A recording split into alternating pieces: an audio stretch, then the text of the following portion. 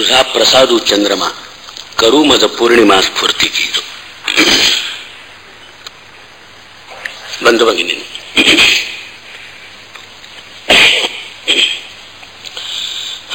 काल आपण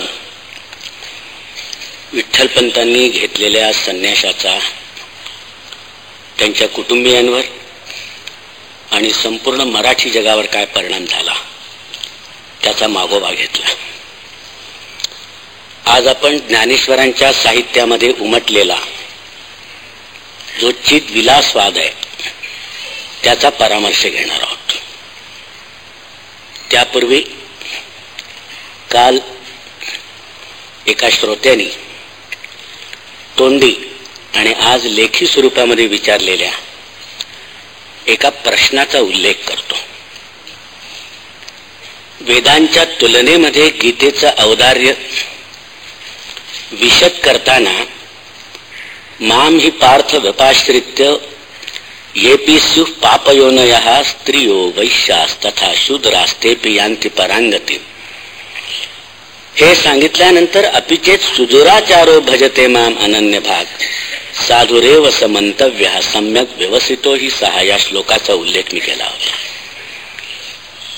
जे जन्मवंचित आहेत त्यांना गीतेने आश्वासन दिलेलंच आहे, पण जे कर्मवंचित आहेत त्यांना सुद्धा आश्वासन दिलं आहे. असं बोलताना मी जे दुराचरणी लोक आहेत तेही जर अनन्य भावाने परमेश्वराला शरण गेलेत आणि त्याची भक्ती करू लागलेत तर त्यांचा सुद्धा कल्याणाचा मार्ग मोकळा होतो. साधुरेव समंतव्य ते साधूच झालेत, सम्यक व्यवसितो हिसा आणि त्यांच्या हातून योग्य ती कृती घडली असं कृष्णाने आपल्याला गीतेमध्ये सांगितलेलं आहे. या माझ्या विवेचनावर त्या बंधूंनी एक शंका अशी प्रदर्शित केली आहे की आता समाजामध्ये दुराचरण फार मोठ्या प्रमाणामध्ये वाढलेलं आहे, अनिती फार मोठ्या प्रमाणामध्ये वाढलेली आहे.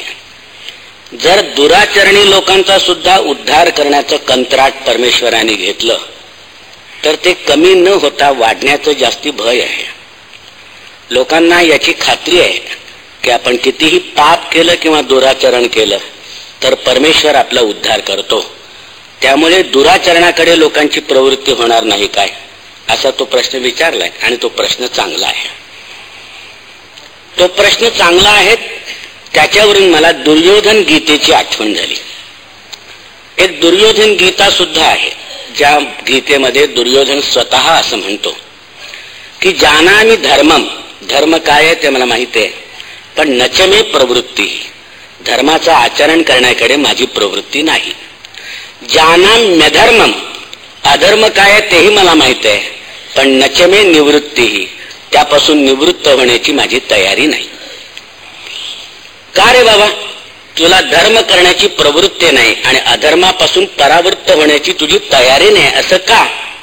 त्याने असं उत्तर दिलं की केनापि देवेन हृदय स्थितेन यथा नियुक्तोस्मी तथा करोमी.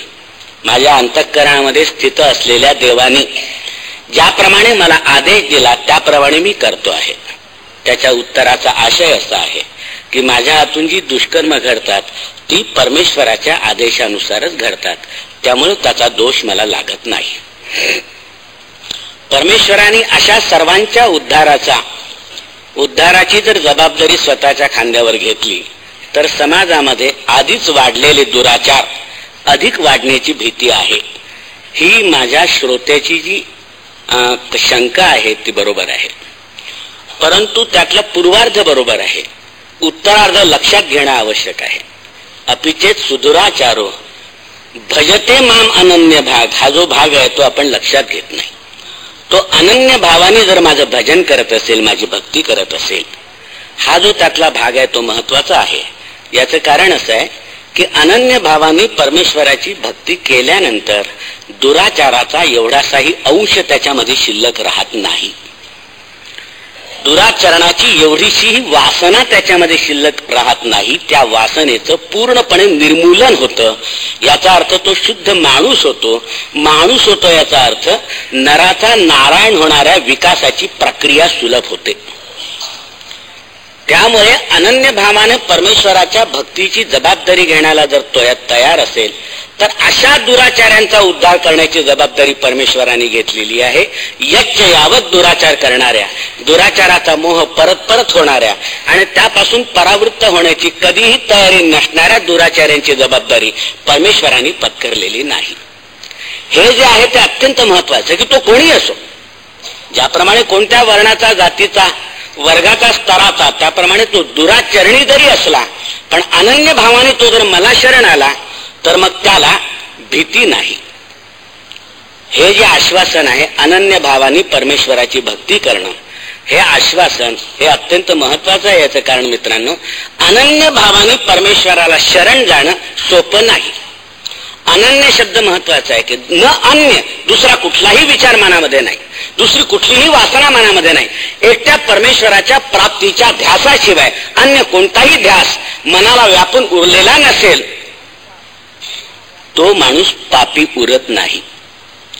तो माणूस पापी शिल्लक राहत नाही, तो सदाचारी होतो. आणि त्यामुळे सदाचारी झाल्यानंतर त्याच्या उद्धाराची जबाबदारी जर परमेश्वराने पत्करली असेल तर त्यात परमेश्वराचं काही चुकलं नाही. याचं कारण मी आपल्याला म्हणालो त्याप्रमाणे भक्ती ही आपण समजतो तितकी सोपी नाही. काहीही केलं आणि परमेश्वराचं नाव घेतलं की भक्ती झाली आणि परमेश्वरावर जबाबदारी आली आपल्या उद्धाराची, हे खरं नाही. संत म्हणाले होते, भक्ती तो कठीण सुळावरील पोळी. सुळावरच्या पोळी इतकी भक्ती कठीण आहे तेव्हा ती सोपी नाही, हे आपण लक्षात घेतलं पाहिजे. याचं कारण संपूर्ण व्यवहारातून, संपूर्ण प्रपंचातून, संपूर्ण आसक्तीतून मन अलिप्त करण्याची जेव्हा अवस्था येते तेव्हा भक्तीला आवश्यक असणारी पात्रता अंतःकरणामध्ये उदय पावते, हे आपल्याला विसरता येणार नाही. एक माणूस संसाराला वैतागला आणि पूर्णपणे निवृत्त होऊन तो एका साधू पुरुषाकडे गेला. त्याचे पाय धरून त्यांनी प्रार्थना केली की मला परमेश्वराच्या प्राप्तीचा ध्यास लागलेला आहे, तेव्हा तुम्ही मला त्याचा उपाय सांगा. साधूंनी त्याचं स्वागत केलं, त्याचं कौतुक केलं, त्याचं अभिनंदन केलं. अशा वयामध्ये परमेश्वराच्या प्राप्तीचा निधिध्यास लागणं हे दुर्मिळ आहे म्हणून त्याला शाबासकी दिली आणि त्याला परमेश्वराची प्राप्ती हमखास झाल्याशिवाय राहणार नाही असं अभिवचनही दिलं. सहज विचारलं की तुम्ही आलात कुठून? तर तो म्हणाला मी नाशिकहून आलो आहे. साधूंनी त्याला प्रश्न विचारला की नाशिकला सध्या द्राक्षाचे भाव काय आहेत? तो म्हणाला मी निघालो तेव्हा इतके होते. साधू म्हणाला की तू पुन्हा एकदा परत जा घरी, काही दिवसांनी, आपल्याला काही घाई नाहीये. परमेश्वर तुझ्यासारख्यांसाठी तर कमरेवर हात देऊन उभा आहे वाट पाहत, तेव्हा तुला काळजी करण्याची गरज नाही. तो पुन्हा आला. पुन्हा ते म्हणाला की आता तुम्ही मला परत पाठवायचं नाही, मी आता परत जाणार नाही, परमेश्वराच्या प्राप्तीशिवाय आता मी स्वस्थ बसणार नाही. साधू म्हणाला की जास्त उतावळीची आणि उत्कंठेची मी वाट पाहत होतो, ही तळमळ तुझ्यामध्ये उत्पन्न व्हावी अशी माझी अपेक्षा होतीच मुळे, तेव्हा चांगला आहे. मागे तू आला तेव्हा नाशिकमध्ये द्राक्षाचे भाव इतके होते, आता काय होते रे? तो म्हणाला आता इतके इतके होते. साधू म्हणाला पुन्हा एकदा परत जा आणि परत केव्हा तरी आपण पाहू, त्याची घाई नाही. तिसऱ्यांदा तो गेला तेव्हा त्यांनी सांगितलं की नाशिकमध्ये द्राक्षाचे भाव काय आहेत ते मला माहिती नाही. साधू म्हणाला आता तू परत जाण्याची गरज नाही. पूर्णपणे जेव्हा आपण चित्त निवृत्त करतो आपल्या व्यवहारापासून आणि त्याला फार मोठी किंमत मोजावी लागते. मित्रांनो, तुम्हाला माहित आहे तुकारामाच्या आयुष्यातला एक एक मोह गळून पडला, त्या माणसाला दुःख झालं नाही, त्या माणसाला आनंद झाला. बरे झाले देवा बाईल कर्कशा असं तो म्हणतो. बायको त्याची कर्दनकाज होती, बायको त्याची अत्यंत भांडकुदळ होती. याच्याबद्दल त्यांनी परमेश्वराजवळ कुरकुर केली नाही, परमेश्वराचे उपकार मानले की तू मला कर्कश बायको दिलीस, हे तुझे माझ्यावर किती उपकार आहेत. रोगाच्या साथीमध्ये मूल मेलं, तो म्हणाला मूल मेले बरे झाले. एकेका गुंत्यातून परमेश्वर मला सोडवतो आहे आणि आपल्याकडे खेचून घेतो आहे असा अर्थ त्यांनी काढला. बाईला कर्कशा मिळाली हे परमेश्वराचं वरदान आहे. ती जर चुकीनं प्रेम मिळाली असती तर कदाचित मी संसारातच गुंतून पडलो असतो. अनायासे भांडकुदळ मिळाली तेव्हा आता संसारामध्ये लक्ष घालण्याची गरज नाही. तेव्हा तुमच्या लक्षात असेल की आपला नवरा तुकारामासारखा सज्जन व्हावा अशी ज्या महिलांची इच्छा असेल,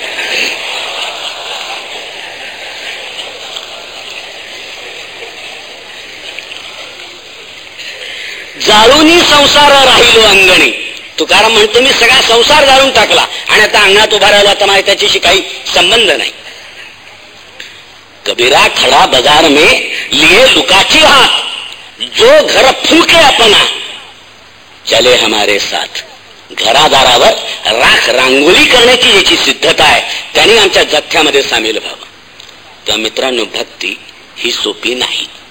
इतका त्याग करण्याची ज्याची तयारी आहे त्याच्या मनामध्ये पापाची वासना राहणारच नाही. तुमच्या लक्षात असेल, स्वामी विवेकानंदांना रामकृष्णांचा नाद लागल्यानंतर घरात कुठलंही काम होईना, त्यामुळे घरात पैसा येईना, हाल होऊ लागलेत. त्याची दूषणं विवेकानंदांना मिळू लागली. नोकरी करत नाही, पैसा मिळवून आणत नाही, संसार चालवायचा कसा, घर चालवायचं कसं. तेव्हा त्यांनी तक्रार रामकृष्णांजवळ केली. तेव्हा रामकृष्ण म्हणाले की फारच लहान गोष्ट आहे, तू आईला सांगत का नाहीस. म्हणून विवेकानंदाला त्यांनी देवीकडे पाठवलं. देवीकडे पाठवलं की हे मागायला, की मला पैसा दे, मला नोकरी दे, माझं घर नीट चालू दे, हे मागायला पाठवलं. परत आला तेव्हा रामकृष्णांनी विचारलं, मागितलंच देवीला पैसे, नोकरी. विवेकानंद म्हणाले नाही. तर म्हणले का रे. तर तो म्हणाला ते म्हणाले मी देवीकडे पाहिलं आणि या क्षुद्र इच्छा माझ्या मनामध्ये शिल्लकच राहिल्या नाहीत. वर्णन करताना नारदीय भक्ती सूत्रामध्ये नारदाने उदाहरण दिलं गोपींचं. यथा व्रजगोपिकानाम सा परानुरक्ती ईश्वरे. भक्तीचं वर्णन केलंय शांडिल्याने आपल्या सूत्रामध्ये. परम प्रेमा नारदाने वर्णन केलंय आणि उदाहरण दिलंय यथा व्रजगोपिकानाम. ज्याप्रमाणे गोकुळातल्या गोपी होत्या, यांना नवरा होता, मुलबाला होती, संसार होता. पण यापेक्षा अजून एक मोठी गोष्ट होती, तो म्हणजे भगवान कृष्ण. यापेक्षा एक मोठी गोष्ट होती, तो म्हणजे भगवान कृष्ण. त्यांनी त्याच्यावर आपलं सर्वस्व ओवाळून टाकलेलं होतं. ज्ञानेश्वरांनी वर्णन केलंय का व्रजांगणाची निजे. त्या व्रजांगणांच्या मनात वालभाच्या निमित्ताने काय वेना वल्लभत्वाची आकांक्षा उत्पन्न झाली होती. श्रीकृष्णाबद्दल वल्लभत्वाची जरी आकांक्षा उत्पन्न झाली होती, पण एकदा श्रीकृष्णाचा चित्ताला प्रवेश झाला, ते सगळं वालभ जळून खाक झालं. मनामध्ये नुसता कृष्णाच्या स्मृतीचा प्रवेश झाला, आपोआप मनामधलं पाप जळून गेलं आणि मन स्वच्छ झालं. म्हणूनच कबीराच्या भक्तीची प्रशंसा करणाऱ्याला उत्तर देताना कबीर म्हणाले होते, कबीरा कबीरा का कहे ज्या जमुना के तीर एक गोपी के प्यार में बह गए कोटी कबीर. एकेका गोपिकेचं प्रेम इतकं होतं, कोट्यवधी कबीर त्यातून वाहून जातील. तेव्हा ही भक्ती सोपी नाही. ही भक्ती करण्याची ज्याची तयारी असेल त्या पाप्यांचा आणि दुराचरणांचा उद्धार करण्याची जबाबदारी परमेश्वरांनी पत्करलेली आहे. ती परमेश्वराची चूक नाही आणि त्यापासून आपल्याला काही भय नाही. आता आजचा विषय ज्ञानेश्वरांचा चित्तविलासवाद. ज्ञानेश्वरांनी चित्तविलासाचा जो विचार आपल्या सर्व ग्रंथांमधून प्रगट केलेला आहे, ज्ञानेश्वरी मध्ये आहे, अमृतानुभवात आहे, चांगदेव 65 मध्ये आहे, त्यांच्या अभंग वाणीमध्ये आहे. हा एक विचार त्यांनी सर्वत्र प्रगट केलेला आहे. चित्तविलास, हे विश्व, हे जग, हा संसार, हा चित्तविलास आहे. म्हणजे त्या चैतन्याचा विलास आहे, असा तो विचार. ज्ञानेश्वरीचा आरंभ करताना ज्ञानेश्वरांनी आपल्याला सांगितलं की व्यासाचा मागोवा घेतू, भाष्यकाराते वाट पुसतू. मी व्यासाचा मागोवा घेत तुम्हाला विवेचन करणार आहे आणि भाष्यकारांचं मार्गदर्शन स्वीकारणार आहे. ज्ञानेश्वरांपूर्वी भाष्यकार उपलब्ध होते, जसे शंकराचार्य होते, रामानुजाचार्य होते, मध्वाचार्य होते, निंबार्काचार्य होते. यांची भाष्य उपलब्ध होती. त्यातला सगळ्यात मोठा प्रभाव ज्ञानेश्वरांच्या विवेचनावर जर कोणाचा पडला असेल तर तो शंकराचार्यांच्या भाष्याचा पडला, असा आतापर्यंत फार मोठ्या प्रमाणामध्ये दावा सांगितला जात असे. डॉक्टर शंदा पेंडसे यांनी ज्ञानेश्वरांच्या तत्वज्ञानावर एक प्रबंध लिहिलेला आहे आणि त्यामध्ये शांकर मताला ज्ञानेश्वरांनी किती ठिकाणी अनुसरलेलं आहे ते सोदाहरण दाखवलेलं आहे. जवळजवळ 90 ठिकाणी शंकराचार्यांच्या मताचा अनुवाद भाष्य लिहिताना ज्ञानेश्वरांनी केलेला आहे. तेव्हा भाष्यकारा ते वाट पुसतू असं म्हणताना ज्ञानेश्वरांसमोर शंकराचार्य होते असा त्यांनी निष्कर्ष काढलेला आहे. अलीकडे जे संशोधन आणि अभ्यास होत आहेत त्यावरून असं लक्षात येत चाललं की शंकराचार्यांव्यतिरिक्त अजूनही कुणातरी भाष्यकाराचा फार मोठा प्रभाव हा ज्ञानेश्वरांवर पडलेला होता. आणि ते भाष्यकार म्हणजे काश्मीरी शैवागमाचे प्रवर्तक आणि भाष्यकार. काश्मीरी शैवागमाचे प्रवर्तक होते वसुगुप्त. इसवी सन 850 मध्ये हे झाले. शिवसूत्र नावाचा त्यांचा ग्रंथ आहे आणि स्पंद कारिका नावाचा त्यांचा दुसरा एक लहान ग्रंथ. दोन्ही फार लहान आहेत. या ग्रंथांवर सोमानंदाची टीका आहे. शिवदृष्टी नावाची एक टीका आहे. आणि त्या सूत्रांमधलं जे बीजभूत अशा रीतीचा जो विचार आहे त्याचा विस्तार हा सोमानंदानी शिवदृष्टी नावाच्या आपल्या ग्रंथामध्ये केलेला आहे. त्यामध्ये हा विचार पहिल्यांदा मांडलेला आहे. त्याला त्यांनी चिद्विलास म्हटलेलं नाही, परंतु हा विचार त्यांनी पहिल्यांदा मांडलेला आहे. तो विचार काय आहे? तो विचार असा आहे की ज्याप्रमाणे आपण ब्रह्म सत्यम जगन मिथ्या असं म्हणतो, श्लोकार्धेन प्रवक्ष्यामी यदुक्तम ग्रंथ कोटीभी, कोट्यावधी ग्रंथांमध्ये जे सांगितलेलं आहे ते श्लोकाच्या एका चरणामध्ये मी तुम्हाला सांगतो. ब्रह्म सत्यम जगन मिथ्या जीवो ब्रह्मैव नापरः. ब्रह्म तेवढं सत्य आहे, जग सगळं मिथ्या आहे, खोटं आहे, स्वप्न आहे, माया आहे, आभास आहे. त्यातलं जे ब्रह्म सत्यम हे जसं वेदांत मतामध्ये मांडलं की अंतिम सत्य जर कोणतं असेल तर ते ब्रह्मतत्व आहे. हे वेदांत मतामध्ये मान्य करण्यात आलेलं आहे. त्याप्रमाणे काश्मीरी शैव मतामध्ये अंतिम तत्व परमशिव हे मानलेलं आहे. परमशिव तत्व हे अंतिम तत्व मानलेलं आहे. ज्याप्रमाणे ब्रह्म एकटं होतं आणि त्याच्या मनामध्ये आपला विस्तार व्हावा अशी इच्छा उत्पन्न झाली. वेदांमध्ये म्हटलेलं आहे एकाकी न रमते. त्याला एकटं कर्मेनासं झालं म्हणून त्यांनी इच्छा केली. स ऐक्षत एकोहम बहुश्याम. मी आता एकटा आहे, मी अनेक होईन, मी खूप होईन, मी पुष्कळ होईन अशी त्यांनी इच्छा केली. मायेची मदत घेतली आणि मायेच्या मदतीने या विश्वाची त्यांनी निर्मिती केली. विश्वोत्पत्तीचं जे रहस्य आहे ते आपल्याला अशा रीतीने सांगितलं जातं. सामान्यपणे सर्व तत्वज्ञानांमध्ये असं द्वंद्व हे मान्य करण्यात आलेलं आहे. वेदांतामध्ये ज्याप्रमाणे ब्रह्म आणि माया आहे त्याप्रमाणे सांख्यांमध्ये पुरुष आणि प्रकृती आहे, त्याप्रमाणे शैवांमध्ये शिव आणि शक्ती आहे. ही द्वंद्वात्मक अशा रीतीची देवतेची कल्पना आपल्या सर्व तत्वज्ञानांमधून अशी खेळवलेली आहे. वेदांतामध्ये ब्रह्म हे निष्क्रिय मानलेलं आहे आणि माया ही सक्रिय मानलेली आहे. माया ब्रह्म्याला या खेळामध्ये ओढते आणि त्यांच्या क्रीडेतून या विश्व प्रपंचाची निर्मिती होते असं सांगितलेलं आहे. तर स्वतः ब्रह्मतत्व अत्यंत निष्क्रिय आहे. प्रकृती आणि पुरुष यांच्या बाबतीत सुद्धा तसं आहे. शिवशक्तीबद्दल तसं नाहीये. शक्ती ही वेगळी नाहीये. ब्रह्म्याने स्वतःतून माया उत्पन्न केली, तिच्याशी क्रीडा केली आणि त्यातून जग निर्माण केलं. शक्ती ही स्वतंत्र नाहीये. शैवागमामध्ये म्हटलेलं आहे की शक्ती हा शिवाचा स्वभावच आहे. शक्ती हा शिवाचा धर्मच आहे. तेव्हा शक्ती आणि शिव हे परस्परांपासून भिन्न नाही, अभिन्न आहे. शिव शक्तिमान आहे आणि शक्ती शिवधर्माची आहे. इतकं त्यांच्यामध्ये अभिन्नत्व आहे. तुमच्या असं लक्षात येईल की तुमची माझी जी ईश्वर कल्पना आहे ती सुद्धा द्वंद्वात्मक आहे.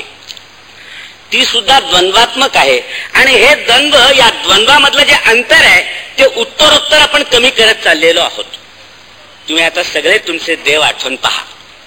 राम सीता, राधा कृष्ण, शिव पार्वती, हे सगळे तुम्ही देव आठवून पहा. हे परस्परांना सोडून कधी राहत नाहीत. वनवासामध्ये जरी असले तर रामाचं एकट्याचं चित्र तुम्हाला किंवा मूर्ती दिसत नाही, सीतेची एकटीची मूर्ती दिसत नाही. त्याप्रमाणे राधा कृष्ण नेहमी एकत्र असतात.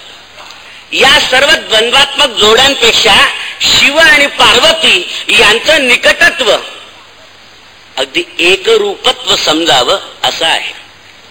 राधा आणि कृष्ण परस्परांच्या जवळ उभे आहेत. पंढरपूरला जरी वेगळे असले तरी सामान्यपणे विठ्ठल आणि रुक्मिणी परस्परांच्या बरोबर आहेत. राधा आणि कृष्ण परस्परांच्या जवळ आहेत. पण जी सीता आहे ती इतकी जवळ आहे की वामांकारूढ सीता ही आपल्या पतीच्या डाव्या मांडीवरच बसलेली आहे. आता तिने अतिक्रमण केलेलं आहे. जवळपणा तिने इतका कमी करत आणला की त्याच्या त्या मांडीवर जाऊन बसली. याही पेक्षा शिव आणि पार्वती यांचं निकटत्व तर अद्वितीय आहे. यांचं निकटत्व अद्वितीय आहे. तुम्हाला माहित असेल शंकराला सांब हे नाव आहे. सांब या शब्दाची फोड स अंब अशी आहे. अंब म्हणजे पार्वती. पार्वती सह जो तो सांब, इतके ते एकरूप आहेत. शिवपिंडीचा आपण कल्पना आणली डोळ्यासमोर, इतके ते एकरूप आहेत. परस्परांपासून भिन्न राहत नाहीत, इतके ते एकरूप आहेत. शिव आणि पार्वती परस्परांमध्ये इतके मिसळलेले आहेत की त्यामुळे त्यांना अर्धनारी नटेश्वर म्हणतात. हे तुम्हाला माहित असेल. शरीराची एक बाजू शिवाची आणि दुसरी बाजू पार्वतीची आहे. इतके ते परस्परांशी अभिन्न आहेत असं तुमच्या लक्षात येईल. अभिन्न.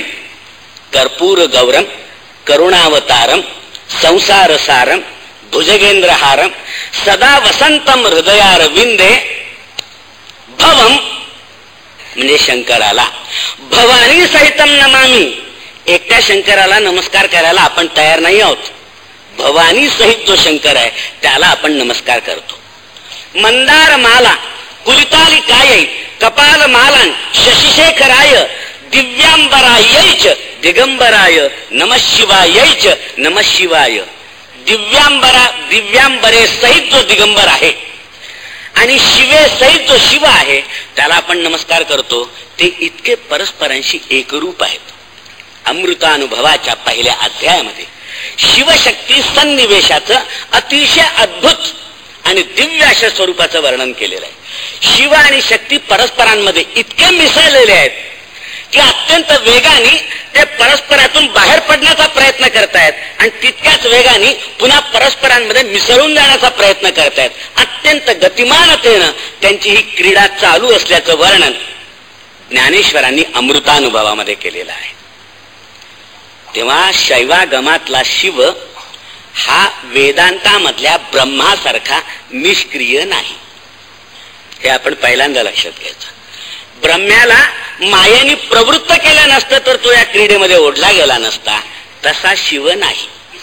शिव शक्ती नावाच्या आपल्या स्वभावाच्या द्वारे स्वतः प्रगट होतो. वसुगुप्ताने वर्णन केलेलं आहे की शिव हा स्वतः प्रगट होतो. तिच्या आधाराने स्वतः प्रगट होतो. त्याच्यात 3 टप्पे दिलेले आहेत. त्याच्या 3 प्रक्रिया दिलेल्या आहेत. एक इच्छा, दुसरी ज्ञान आणि तिसरी क्रिया. इच्छा म्हणजे जे पहिलं स्फुरण होतं शिवाला की मी आता खूप व्हावं, विश्वाची निर्मिती करावी. निर्मिती करावी हे शब्द बरोबर नाही, हे क्रियापद बरोबर नाही. मी विश्व व्हावं असं जे पहिलं स्फुरण होतं त्या स्फुरणाला नाव आहे इच्छा. या इच्छेनुसार जे व्हायचंय त्याचं जेव्हा भावात्मक रूप प्रगट होतं तेव्हा त्याला नाव आहे ज्ञान. की मला काय व्हायचंय याचं स्पष्ट रूप त्याच्या समोर साकार होतं त्याला म्हणायचं ज्ञान. अर्थात ज्ञान ही पायरी म्हणजे कुठल्याही बांधकामाच्या नील चित्रासारखी आहे, ब्लू प्रिंट सारखी आहे. ज्ञान होतं त्यावेळेला की आपल्याला हे व्हायचंय. आणि चित किंवा चिती म्हटलेलं आहे त्याला. चित किंवा चिती जेव्हा या मूर्त विश्वाच्या रूपाने प्रगट होते तेव्हा त्याला म्हटलंय क्रिया. इच्छा, ज्ञान आणि क्रिया या 3 टप्प्यांनी, या 3 पायऱ्यांनी शिव हा विश्वमय होत असतो. शिव हा विश्वमय होत असतो. पण जरी विश्वाचं रूप त्यांनी धारण केलेलं असलं तरी त्याच्या शिवस्वरूपामध्ये किंचित फेरफार होत नाही. यत्किंचित बदल होत नाही, यत्किंचित कुठे कमी पडत नाही किंवा उणं पडत नाही की बा आता तो विश्व झालाय त्यामुळे तो इकडे अशक्त झालेला आहे, कृश झालेला आहे, रोड झालेला आहे, असा बदल होत नाही. म्हणून त्याला विश्वमय म्हटलं. तसंच बदल न होण्याच्या त्याच्या सामर्थ्यामुळे त्याला विश्वोत्तीर्ण म्हटलेलं आहे. म्हणजे तो विश्वामध्ये भरलेला आहे, ओतप्रोत. त्याचप्रमाणे तो या विश्वापासून अतीत सुद्धा आहे, अलिप्त सुद्धा आहे. हे जे परमशिवाचं तत्वज्ञान आहे, या तत्वज्ञानामध्ये ब्रह्म्यापेक्षा शिवाचा व्यवच्छेद दाखवलेला आहे, फरक दाखवलेला आहे. जसं मी आपल्याला म्हणालो की ब्रह्म निष्क्रिय आहे, शिव सदैव स्फुरणात्मक आहे. सदैव स्फुरण होत असतं, त्याला सदैव स्फुरण होत असतं. हा त्याच्यामधला फरक आहे. ब्रह्म हे प्रकाशमय आहे आणि शिव जर शैवागमाचा पारिभाषिक शब्द वापरायचा झाला तर प्रकाश विमर्शमय आहे.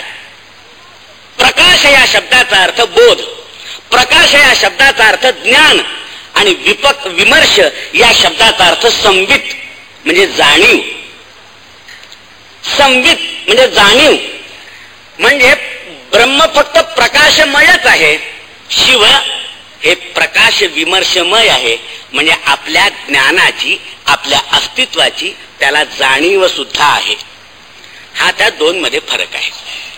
तेव्हा वेदांत मताला शंकराचार्यांनी प्रतिपादित केलेल्या ज्ञानेश्वरांनी अनुसरलं की वसुगुप्तानी, आणि त्यातल्या त्यात अभिनव गुप्ताचं जे गीता भाष्य आहे त्याला अनुसरलं. हा आता विद्वानांमध्ये चर्चेचा मुद्दा आहे.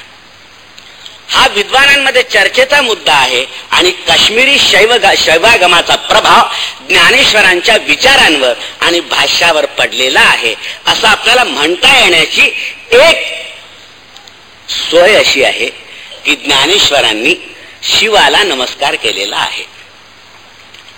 शिव क्षीर समुद्रामध्ये होते, काल मी म्हणालो त्याप्रमाणे, आणि त्यांनी शक्तीच्या कानामध्ये गीतेचं गुह्य सांगितलं.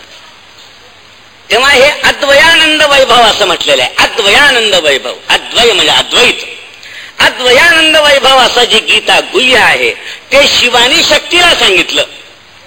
तिथून ते ज्ञानेश्वरांपर्यंत आलं. त्याचा प्रवासाचा क्रम आपण काल पाहिला. तिथून ते ज्ञानेश्वरांपर्यंत आलं. तेव्हा ज्ञानेश्वर हे काश्मीरी शैवागमाच्या पंथाचे होते असं आपल्याला त्यावरून म्हणता येईल. ज्ञानेश्वरांचे आजोबा यांनी नाथ पंथाची दीक्षा घेतलेली होती आणि नाथ पंथ ही काश्मीरी शैव तत्वज्ञानाची एक शाखा आहे. कारण काश्मीरी शैवागमामध्ये जी 37 तत्व सांगितलेली आहेत ती ज्ञानेश्वरांनी स्वीकारलेली आहेत आणि नाथपंथांनी सुद्धा स्वीकारलेली आहेत. तेव्हा नाथपंथ शैव तत्वज्ञानाची शाखा आहे. ज्ञानेश्वर हे शैवागमाचे अनुयायी आहेत आणि त्यामुळे अभिनव गुप्ताचार्यांच्या गीता भाष्याचा प्रभाव ज्ञानेश्वरांवर पडला असं आपल्याला म्हणता येतं. त्या भाष्यावरून ज्ञानेश्वर जगाकडे मिथ्या म्हणून, स्वप्न म्हणून, माया म्हणून, खोट म्हणून पाहत नसून, आभास म्हणून पाहत नसून सत्य म्हणून पाहत आहेत. तो चित विलास आहे म्हणून पाहत आहेत. चित म्हणजे त्या परमचैतन्याचा हा विलास आहे. त्या परमेश्वराची ही क्रीडा आहे, त्यांचा तो खेळ आहे. आणि जर परमेश्वर सत्य असेल तर त्याचा विलास असत्य होऊ शकत नाही. ज्ञानेश्वरांनी अमृतानुभवामध्ये या विश्वाला वस्तुप्रभा म्हटलेला आहे.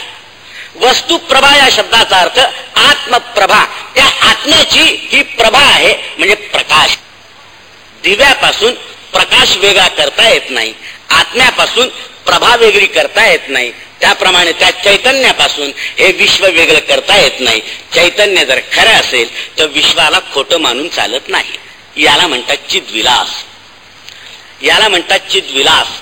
ज्ञानेश्वरांनी ज्ञानेश्वरीमध्ये काय, अमृतानुभवामध्ये काय, जी प्रतिमासृष्टी वापरलेली आहे त्या प्रतिमासृष्टीमध्ये यच्च यावत वस्तू आहे. काल मी म्हणालो त्याप्रमाणे मुंगीपासून मेरूपर्यंत अनेकांची प्रतिमानं ज्ञानेश्वरांनी वापरलेली आहेत. ती निर्जीव प्रतिमानं नाहीत, ती सजीव आहेत. ती सजीव आहेत.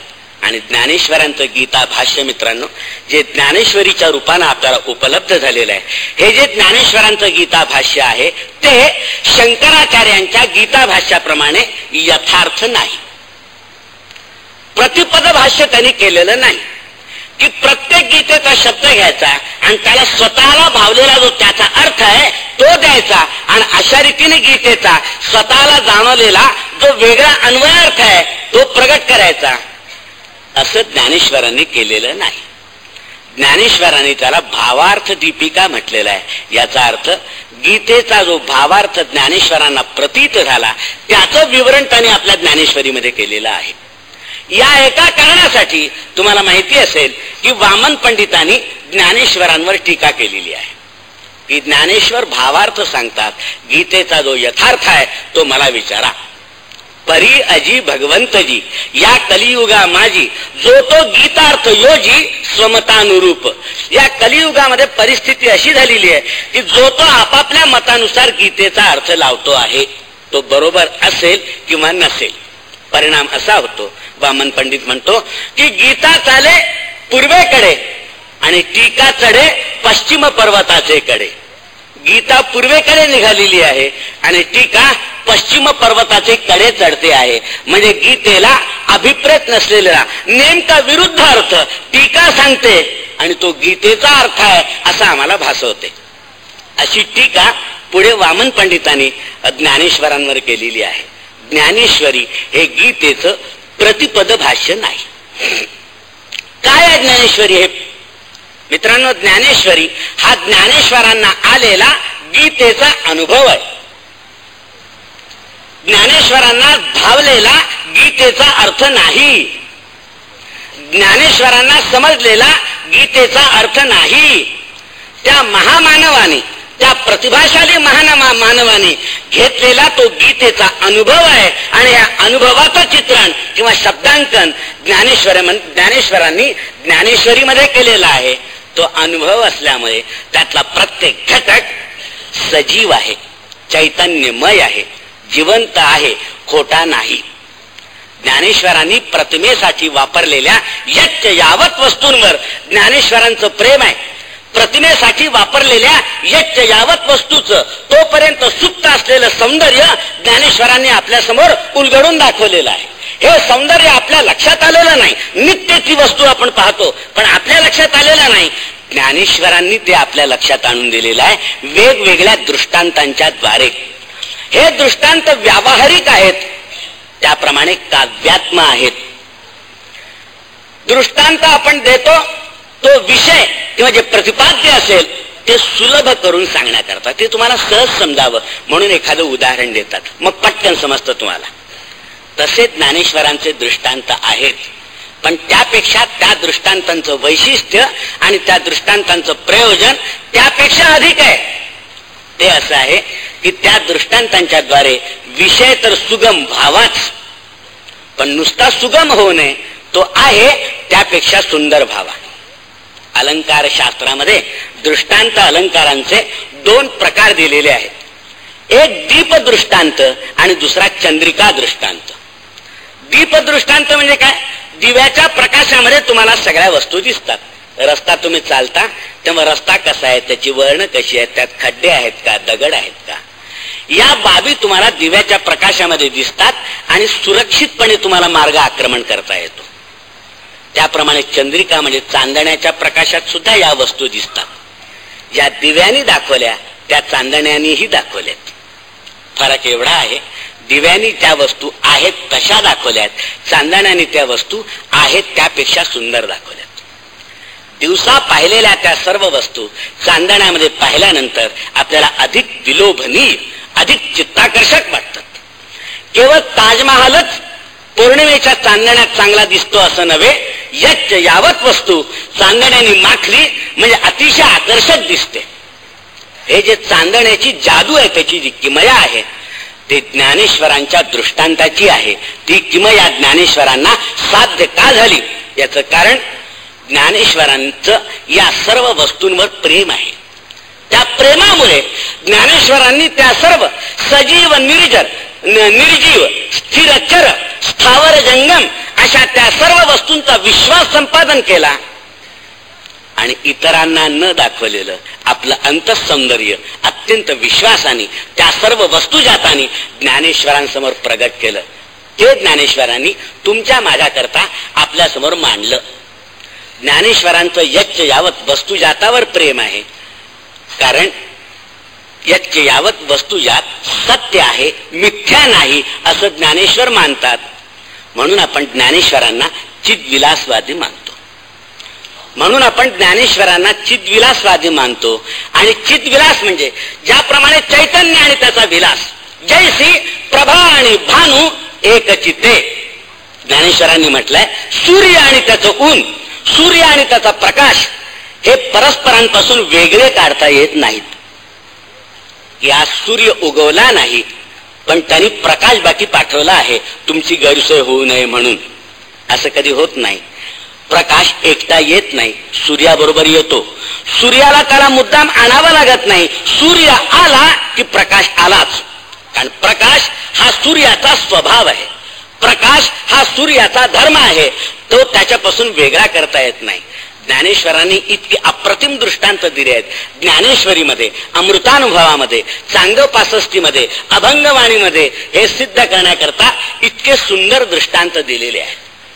ज्ञानेश्वर म्हणतात लेणे आणि भांगार, जल आणि तरंग, अग्नी आणि ज्वाला परस्परांपासून भिन्न नाहीत. अग्नी आहे म्हणून ज्वाला भडकलेल्या दिसतात, जल आहे म्हणून त्याच्यावर लाटा उसळलेल्या दिसतात, आणि भांगार म्हणजे सोनं आहे म्हणून त्याचे दागिने घडवलेले दिसतात. दागिन्यांची नावं वेगळी असतील, अलंकारांची रूप वेगळी असतील, पण मूलतः आणि अंतिमतः ती नावं आणि ती रूप ही खोटी आहेत. जे सोने पण आहे तेवढं फक्त खरं आहे. जे सोने पण आहे तेवढं फक्त खरं आहे. छांदोग्योपनिषदामध्ये असं म्हटलंय, वाचा रम्मणम नामधेयम, वाचा रम्मणम विकारो नामधेयम. वेगवेगळे वाणीमध्ये तुम्ही नामधेय वेगवेगळी नावं देत असाल, पण मृत्तिका इत्येव सत्यम, पण माती एवढंच सत्य आहे. वेगवेगळे आकार मातीने धारण केलेत कुंभाराच्या सहाय्याने. तुम्ही त्याला नावं वेगळी देता, उपयोग वेगळी करता. कशाला घागर म्हणता, कशाला माठ म्हणता, कशाला रांजण म्हणता, कशाला मूर्ती म्हणता. नावं वेगळी देतात, पण ती माती फक्त एकटीच आहे, एकच आहे. मृत्तिका इत्येव सत्यम. त्याप्रमाणे नावं वेगळी आहेत. स्त्रिया आहेत, पुरुष आहेत, मुलं आहेत, म्हातारी आहेत, त्यांची नावं वेगळी आहेत, त्यांची रूपं वेगळी आहेत, त्यांची नाती वेगळी आहेत, त्यांची अस्तित्व वेगळे आहेत, त्यांचे अनुबंध वेगळे आहेत. इतर गोष्टीही आहेत, त्यांचीही नावं आहेत, रूपं आहेत. जरी भिन्न भिन्न दिसत असली तरी ती सगळी मुळामध्ये शिवमय आहेत.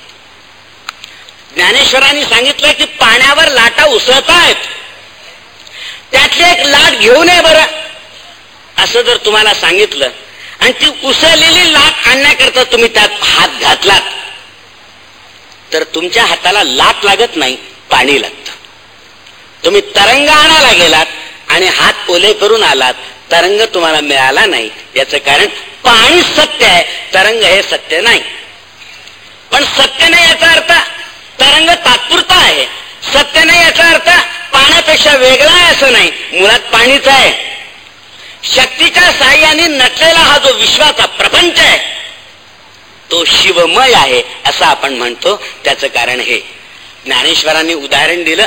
नाग, मुदी, कंकण, त्रिलिंगी उमटे खुण.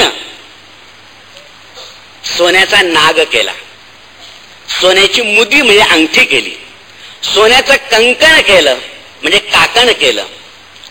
तीन लिंगी असे तीन पदार्थ तयार झालेत. नाग हा पुल्लिंगी, मुदी स्त्रीलिंगी आणि कंकण नपुसकलिंगी. तीन लिंगी पदार्थ तयार झालेत. त्यांचे आकार वेगळे आहेत, त्यांची नावं वेगळी आहेत, पण मुळामध्ये सोनच आहे. नागही नाही, मुदीही नाही, कंकणही नाही. भांगार आणि लेण हे एकच आहे, जल आणि तरंग एकच आहे, अग्नी आणि ज्वाला एकच आहे. जरी दोन भासत असले तरी ते एकच आहेत. ज्ञानेश्वरांनी अप्रतिम दृष्टांत दिले आहेत. दोन टिपऱ्या आहेत दोन हातांमध्ये, पण त्या टिपऱ्या एकमेकांवर आदळल्या की त्यांचे नाद भिन्न नाही निघत. की हा जो आवाज आहे ना तो उजव्या हातातल्या टिपरीचा आहे आणि तो जो आवाज आहे तो डाव्या हातातल्या टिपरीचा आहे, असं नाही. टिपऱ्या दोन असल्यात तरी एकमेकांवर आदळल्यावर आवाज एकच निघतो. डोळे दोन आहेत पण दोन वेगवेगळी दृश्य पाहत नाहीत. दोन डोळ्यांचं परस्परांशी भांडण होत नाही, असहकार होत नाही. एक डोळा असं म्हणत नाही इतपर आपलं बनणार नाही, जेव्हा मी उजवीकडचं पाहतो तू डावीकडचं पहा.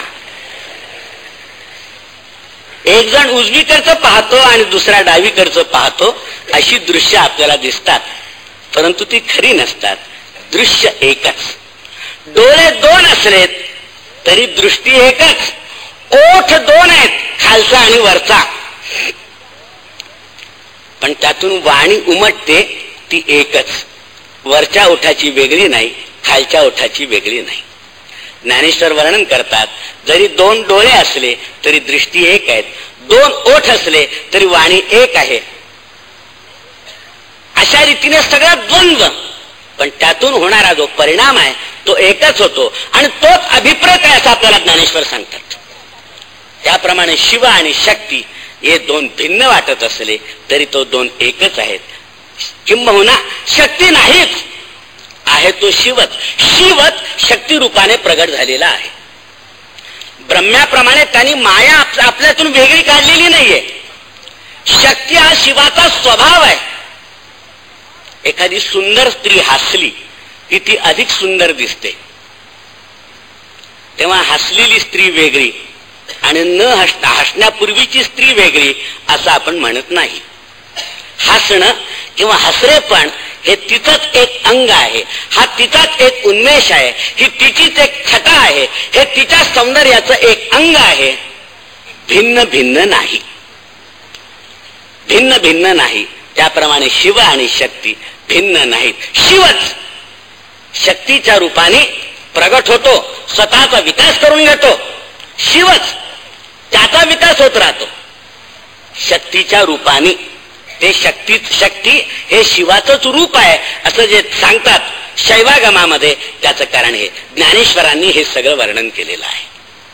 भावार्थ दीपिकेमध्ये आहे आणि चांगदेव या अमृतानुभवामध्ये तर फारच सुरेख आहे. ही जी मी तुम्हाला उदाहरणं दिली की शेवटी काय आहे की आत्मा हा एकटा आहे. एकमेवा द्वितीयम ब्रह्म. दुसरा दाखवता येत नाही.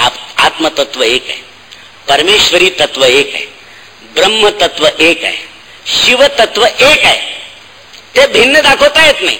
आता ते एक असल्यामुळे तुमच्या लक्षात येईल की भोगताही तोच आणि भोग्यही तोच. भोग तोच घेतो आणि ज्याचा भोग घेतो तेही तोच असतो. आस्वाद तोच घेतो आणि जिचा आस्वाद घेतो ती आस्वाद्य वस्तू सुद्धा तोच असतो. याचा अर्थ तो स्वतःचाच आस्वाद घेतो. काय गंमत आहे पहा. तो स्वतःचाच आस्वाद घेतो. मी मगाशी तुम्हाला म्हणालो शिव शक्तीच्या रूपाने स्वतःचा विकास करून घेतो. जसजसा शिवतत्वाचा विकास होत जातो विश्वरूपाच्या नावे, जसजसा विकास होत जातो शैव तत्वज्ञान म्हणतं की हळूहळू आपोआप त्याची जी संवित असते, संवित म्हणजे जाणीव, ही हळूहळू ओसरत जाते. संवित म्हणजे जाणीव किंवा अभिनव गुप्ताचा शब्द वापरायचा झाला तर विमर्श, अहम विमर्श. तुम्हाला मला आपल्या अस्तित्वाची जाणीव असते. एखाद्या गोष्टीचा आपण आस्वाद घेतो. आपण आंबा खातो, आंबा वेगळा असतो, खाणारे आपण वेगळे असतो. त्याची चव आपण घेत असतो. त्या चवीमध्ये आपण किती तल्लीन झालो तरी चव घेणारे आपण आहोत. ही जाणीव शिल्लक असते. ती स्वसंवित आत्मविषयक जाणीव, अहम विमर्श, ही जाणीव कायम असते. आणि आस्वादकाला ही जर जाणीव कायम नसेल तर त्याला आस्वादच घेता येणार नाही. तो जर विसरून गेला तर त्याला आस्वादच घेता येणार नाही. प्रत्येक नटाला आपण अर्जुन आहोत, आपण सुभद्रा आहोत असं वाटणं अत्यंत आवश्यक आहे नाटक चालू असताना. पण ते वाटत असताना सुभद्रेचा अभिनय करणारे आपण नारायणराव राजहंस आहोत ही जाणीव शिल्लक असावी लागते. अर्जुनाचा अभिनय करणारे आपण केशवराव भोसले आहोत ही जाणीव शिल्लक असावी लागते. त्याशिवाय त्याच्या कलेचा प्रकर्ष साधला जात नाही. स्वसंवित स्वविषयक जाणीव ही त्यावेळेला असावीच लागते, जाणीव जागृत असावीच लागते असं त्यात गृहीत धरलेलं आहे. परंतु शिवतत्वाचा जो विकास होतो विश्वाच्या रूपाने, त्यामध्ये आपोआप ही जी स्वसंवित असते, हा जो अहम विमर्श असतो तो लोप पावत जातो. व्यवहारामध्ये अहम विमर्श जर लोप पावला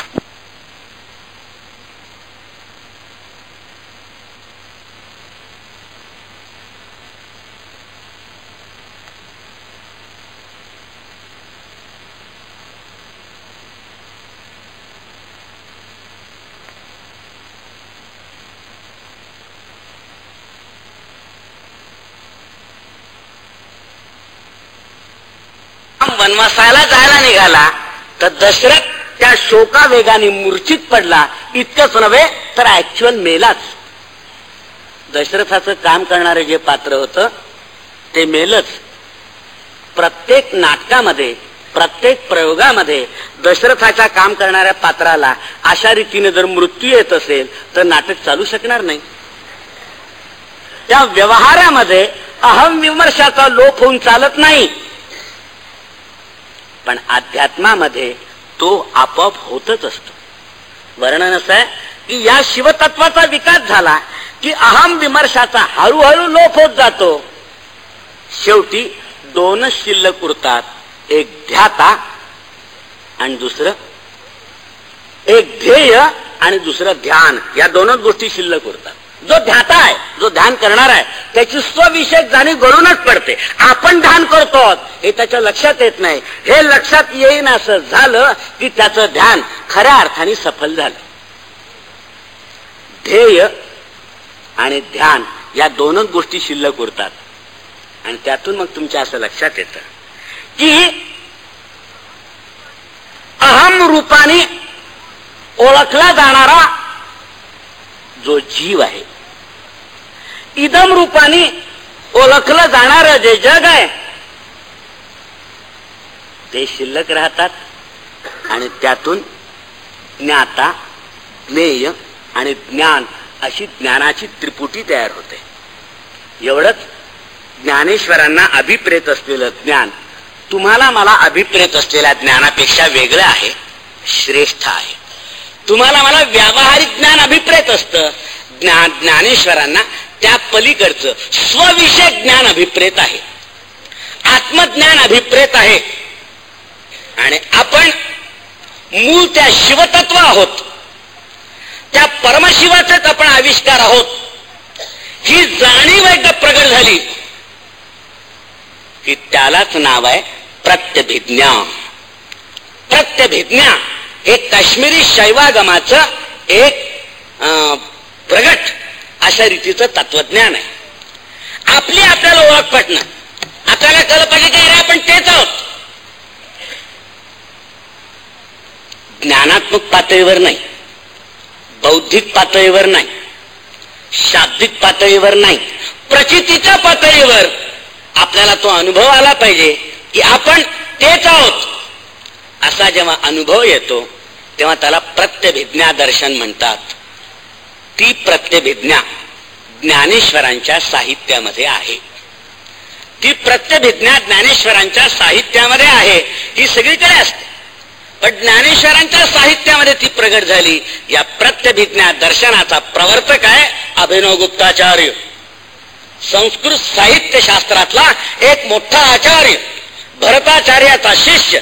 भरताच्या नाट्यशास्त्रावर ज्यांनी टीका लिहिली अभिनव भारती नावाची, आनंदवर्धनाच्या ध्वन्यालोकावर ज्यांनी टीका लिहिली लोचन नावाची, त्याचा अध्यात्माचा सुद्धा अधिकार फार मोठा होता. त्यातून त्याची गीतेवरची टीका अवतीर्ण झालेली आहे, ज्यामध्ये त्यांनी प्रत्यभिज्ञा हे आपल्याला प्रतीत झालेलं दर्शन मांडलेलं आहे. म्हणून ज्ञानेश्वरांना चिद्विलासवाद अभिप्रेत होता असं मानलं जातं. आणि शंकराचार्यांच्या मायावादापेक्षा चिद्विलासवाद वेगळा आहे असं प्रतिपादन केलं जातं. त्यामुळे शंकराचार्यांचं अनुसरण ज्ञानेश्वरांनी केलं नसून ते चिद्विलासवादाच्या अभिनवगुप्ताचार्याच्या भाष्याचं अनुसरण त्याने केलं असं मानलं जातं. हे आपण लक्षात घेतलं पाहिजे. तेव्हा ज्ञानेश्वर हे मिथ्यावादी नाहीत, मायावादी नाहीत. ज्ञानेश्वर आभासवादी नाहीत. ज्ञानेश्वर हे चिद्विलासवादी आहेत. आपण आभास, माया, मिथ्या हे लक्षात घ्या. जेव्हा दोरीवर सापाची भ्रांती होते, अंधारामध्ये वेडी वाकडी पडलेली दोरी पाहून आपण दचकतो आणि पाय मागे घेतो, आपल्याला असं वाटतं साप आहे. तो साप नसतो. प्रकाश पडला की लक्षात येते ती दोरी आहे. तिचं जे दोरी पण असतं ते खरं असतं आणि साप पण असतं ते खोटं असतं. तिच्याजवळ एकच गोष्ट असते, ती म्हणजे दोरी पण, साप पण नाही. ज्यावेळेला सोन्याचे दागिने घडतात, आपण लक्षात घ्या त्या दोन मधला फरक. रज्जूवर सर्पाचा भास होणं हा मायावाद आहे आणि सोन्याचा अलंकार होणं हा चिद्विलासवाद आहे. रज्जू खरे असते, सर्प खोटा असतो. सोनं खरं असतं आणि अलंकार सुद्धा खराच असतो, खोटा नसतो. जर खोटा असला तर तो आपण वापरला नसता. ज्ञानेश्वरांच्या काळामध्ये खोटे अलंकार वापरण्याची प्रथा नव्हती. तेव्हा सोनंही खरं आणि दागिनाही खरा हा चिद्विलासवाद आहे, हे आपण लक्षात घ्या. हा परिणामवाद सुद्धा नाही. ज्ञानेश्वरांनी दृष्टांत दिले